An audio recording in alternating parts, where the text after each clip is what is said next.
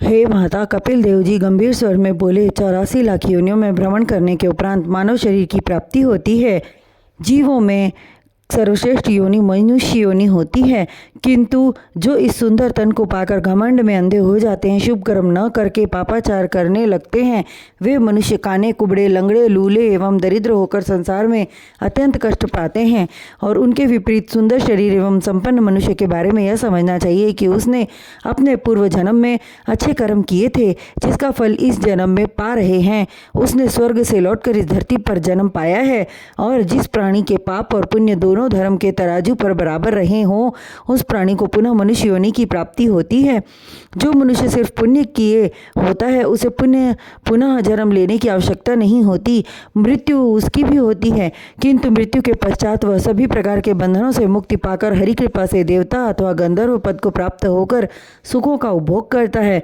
मनुष्य स्वभाव के अनुसार वेद शास्त्रों में 3 तरह के गुणों का वर्णन किया गया है, रजोगुण, सतोगुण एवं तमोगुण। जिसमें रजोगुण अर्थात राजसी कर्म करने वाले प्राणी को सत्यलोक में स्थान मिलता है, तमोगुण अर्थात तामसी राक्षस समान कर्म करने वाले प्राणी को नरक की प्राप्ति होती है, तथा सतोगुणी मनुष्य जप तप पूजा पाठ एवं श्री हरि नारायण के चरणारविंदों का ध्यान करता हुआ देवलोक में उत्तम स्थान पाता है। श्री हरि की कृपा एवं उनकी इच्छा ही जगत में सर्वोपरि है। उनकी इच्छा के बिना ब्रह्मांड का एक पत्ता भी नहीं हिलता। महात्मा कपिल देव के वचन सुनकर विचार करती हुई देवहूति विनम्रता पूर्वक बोली, हे प्रभु, इस बार बार जन्म लेने, दुख पाने और पुनः मृत्यु को प्राप्त होने वाले चक्कर से मुक्ति पाने का कोई सरल मार्ग भी है, अथवा प्राणी यूं ही भटकता रहता है? माता के वचनों को सुनकर कपिल जी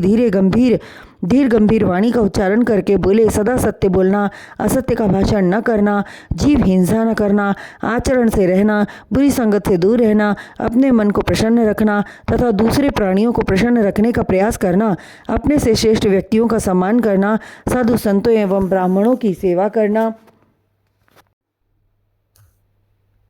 घर आए याचक भिखारी को सामर्थ्य के अनुसार दान देना, क्रोध को अपने शरीर में स्थान न देना, किसी दूसरे के धन को देखकर ईर्ष्या न करना, जितना तुम्हारे पास हो प्रभु की इच्छा समझकर उसी से संतुष्ट रहना, प्राणियों से प्रेम करना, पराई स्त्री को माता का स्थान देना एवं समय निकालकर प्रभु के चरणों का स्मरण करना और धर्म कर्म के कार्य को निश्चय पूर्वक पूर्ण करना।